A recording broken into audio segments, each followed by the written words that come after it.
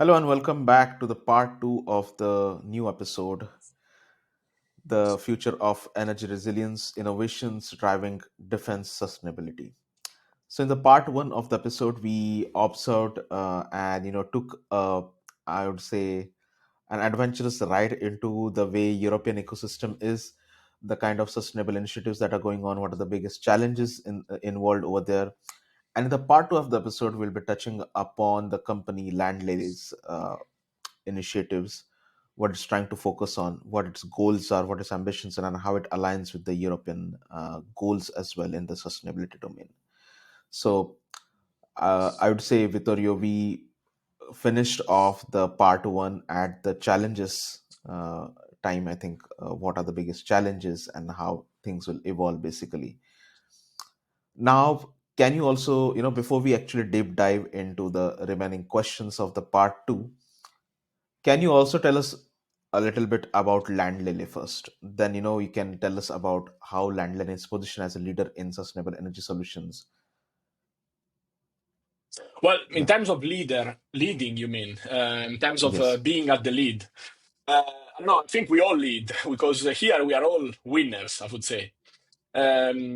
Every human that it is alive is a winner, basically. So if you see it from that point of view, we all manage to become an embryo and then to become a child and then to become teenagers and then to become woman and man. And yeah, and finally, some of us are more recognized in that specific moment as a leader. Some others, they are, I mean, they are actually also a leader, but maybe they're just like less publicly recognized. Yes, I think we've done good work in terms of leading, at least in a certain area, in the areas where we have been physically and digitally operating, we've taken leadership position in terms of sustainability and renewables. That's for sure. Um, I would say, well, we have, I would say, used technologies that for us were not like we were not born with. We have used technology that we had no clue basically how they function, and we mastered them. So we, met the requirements that were expected to be to be matched with technologies that for us was not a normal thing, a natural thing to do. And we have done this within super short, and even unfortunately sometimes anticipating deadlines, crazy things. So you expect to deliver by 3 months, Yes. no, it's by 3 days. And in a messy, especially unfortunately the Italian regulatory environment.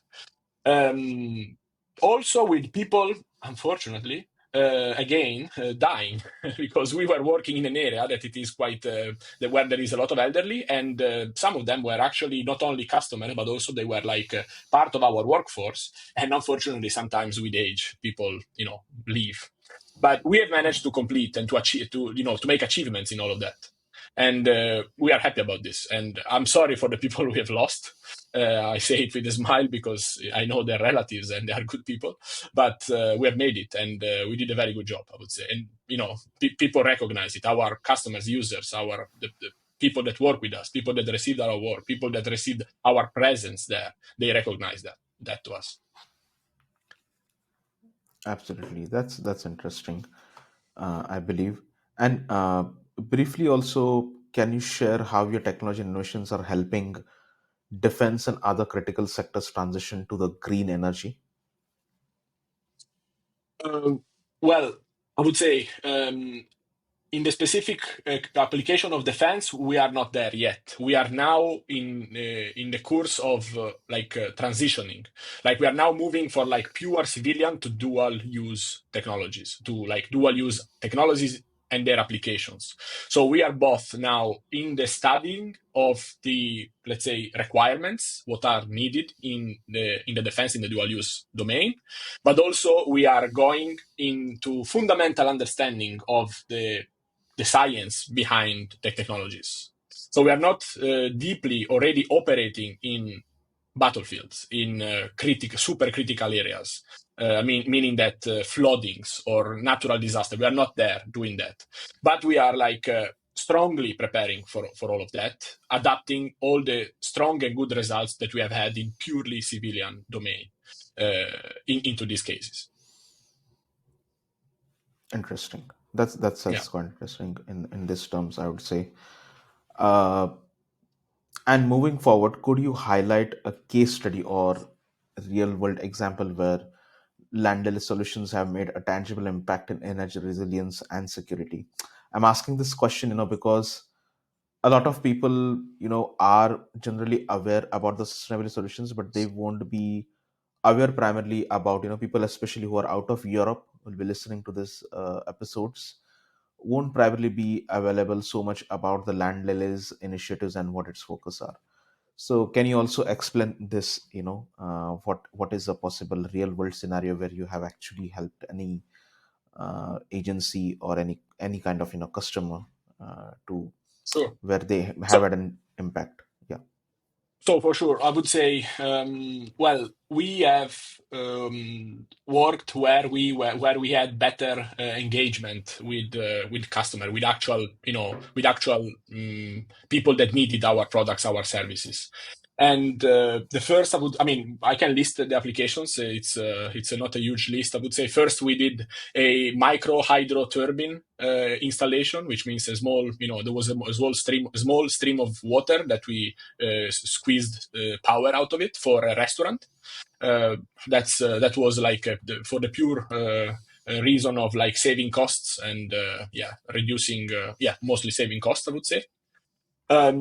We managed to, I would say, to complete two net zero houses, which means that two, let's say, residential homes that one is used for mostly for like tourism activities. Another one is just lived, and it was lived when we were operating, when we were doing the delivery by a family with Yeah. two young kids below 10 years of age. We made drastic improvements in terms of reducing their power bill and giving the people that were living there better, I would say, a better place where to live, I would say. That can be applied for like any sorts of, I mean, these were like both cases. They were like into buildings that they were like with the foundations, like with the like standing steady on one specific area of the of earth or of the ground.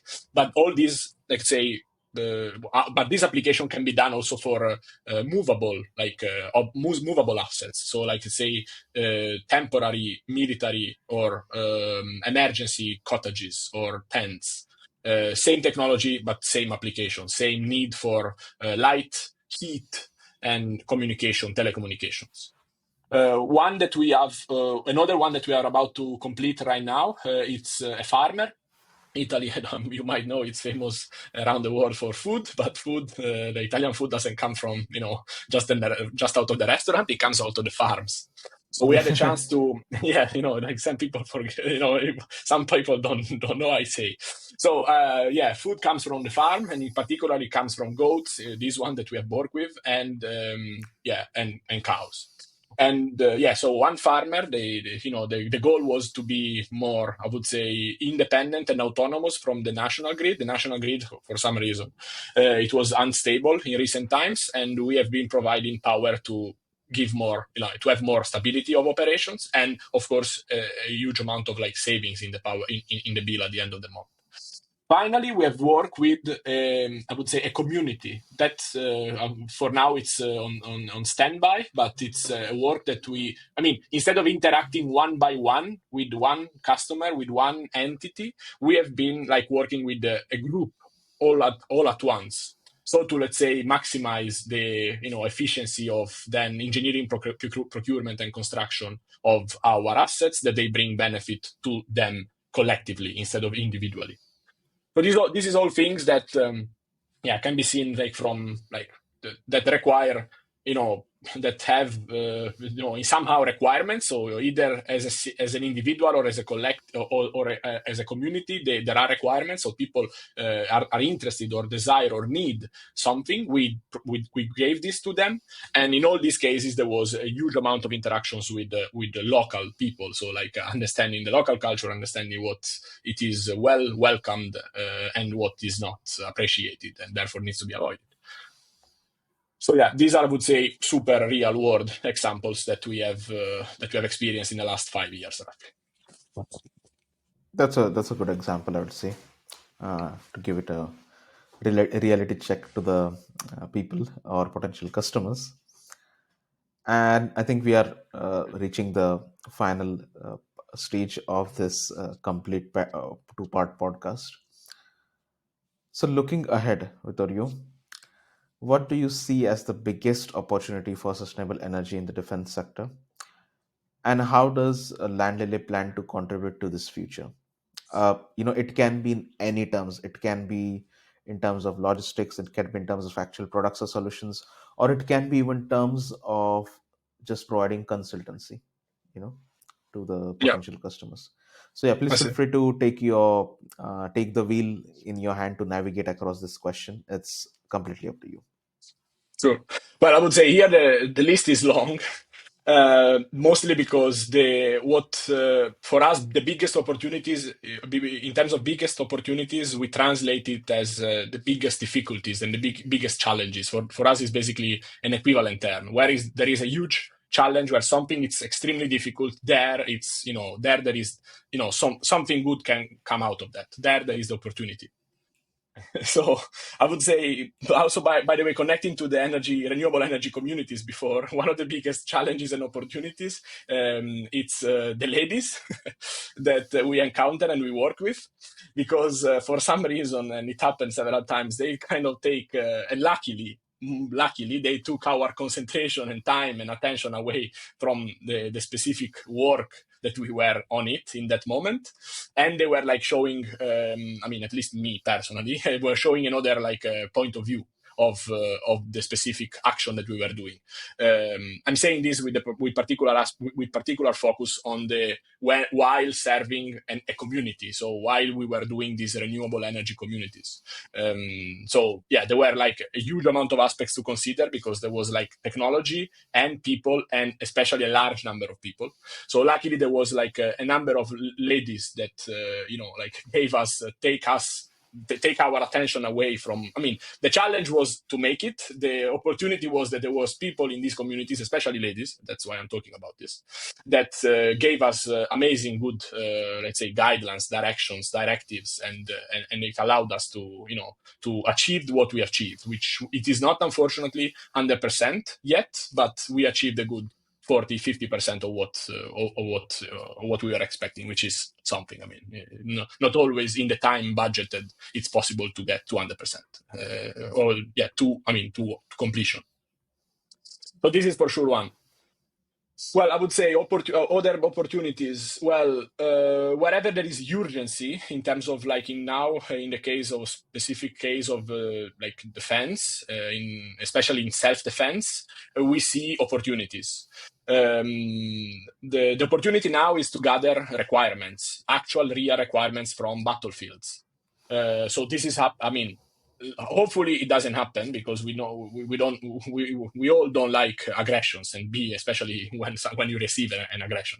That's I hope it is a basic thing to say and a common things well understood to say. But when this happens, the best thing that one has as it's at least actual requirements, like what's the problem that needs to be solved. And usually it's unfortunately very clear, because maybe it's also connected with blood or a lot of blood. So that's so the urgent need for self-defense now it's providing requirements, and this is a huge challenge, but it's also of course an opportunity, because it allows us. I mean, all of those who are involved, they now have they have now a very sharp target to aim towards. Let's say other things, opportunities. In Europe there is languages barricades, like more than barriers. It's just actually barricades. So it is tough to work and operate in certain areas of Europe, because everything changes. Sometimes even the alphabet. If you go to the east, Bulgaria, let's say. So yeah, this is a barricade. This is tough. The good thing is that if you overcome the barricade, so the barrier, then you are in, and then it's, let's say, once you have achieved this, then let's say it's easier possibly to operate in things. But the mountain to climb it's high, or the barricade is strong, which is typically languages. It's not even much culture, because in the end, I mean, at least the people I've met and worked with, it's all good people, I would say. But the language is just, it is a language and it's tough. And if even the alphabet is different, man, the alphabet is different, is difficult because you need to learn the alphabet, then how to connect the alphabet, so making words, and then understand the words. Sometimes even the noise, the sound of them. So this is like an opportunity, meaning that if you get it, then you have, let's say, a new market unlocked. But until you get Yes. it, then it is still to be done. So it's a challenge and an opportunity. Do you have any to suggest, or shall I continue with my I monologue? believe I believe this is very insightful. If you have anything to add more to it, feel free to add, because I I think mean, this was the last question that yes. we had Yeah, for yeah, you. okay. So I Yeah. have some. So I've noticed that recently Europe has decided to have budget, and Europe apparently This is is very informative. if you This is extremely informative for the people who are trying to enter, this kind of segment or trying to bid for some of the projects. So yeah, please continue, Vittorio, with this. Yeah. Okay. So apparently, Europe wants to put together a budget, and it's a huge budget. So up until now, apparently from COVID, so 2019, 2020 until now, 800 billion euros have been deployed for doing recovery and resilience. So getting out of the COVID mess problems, and then be resilient. So not going back down the hill where, in the bed, in a state where we were. And this was like 800 over 5 years. Now, apparently, they're talking about like 800 every year until Yes. 2030. It can be like, of course, if you see it as billions of euros, if the unit is, if it is about billions of euros, it's a monstrous amount. Few people on this planet can imagine this. Yeah, like operationally imagine it. But even if it's just like amount of interest that the dual use and defense can generate, this is like a lot. It means that like the Europe is shifting a lot. And yeah, the challenge here is, so this is the opportunity. The challenge is that what I've discovered, to my knowledge, I think I've seen some news, is that UK and US have been banned from tapping into this wealth.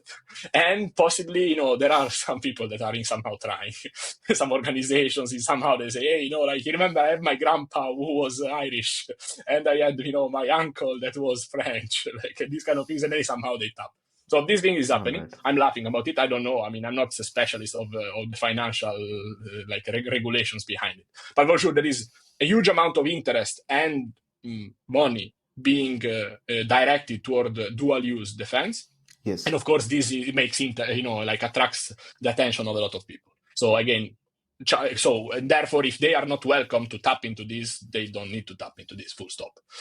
And so this needs to be taken care of, I guess. That's very Let's see. insightful.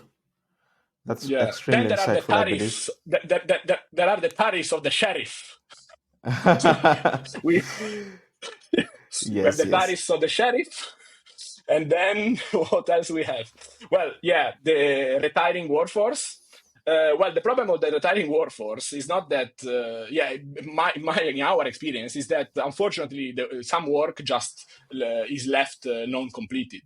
So there are many ways for people that are 80 and 90, 70, that they are that they get up to date, up to speed very fast, and it's totally fine to work with them. Unfortunately, in my personal experience, and that's I would say, it's not nice. Is that sometimes the work is left there because the person leaves, and so yeah, it's in terms of reliability, one needs to take this probability into the account of the workforce. In the HR, there is one, let's say, parameter variable that if you work with only young people, it doesn't happen, which is the person is not with us anymore. It happens just because goes somewhere else, maybe. But in terms of like, he's not with us, meaning alive, that's not a thing. It is only a thing when we work with a retiring workforce. But typically, people retire from something and start something else. So that's the thing. Yeah, Absolutely. other challenges and opportunities. Let me think. Well, I think the one that it is that I've experienced in the recent 12 months, mostly, it's this. like it's a wild recruitment from from government agencies, national, regional, or municipal.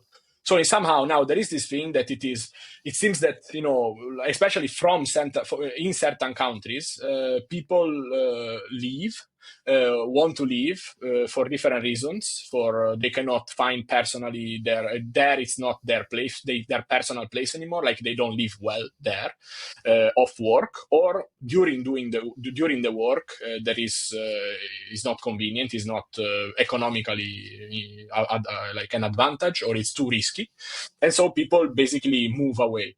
So I think there is there is the challenge here is that, and opportunity is that there is a kind of a wild recruitment happening from governmental agencies. So whenever you go to conferences, typically is where governmental agencies or governmental paid people are.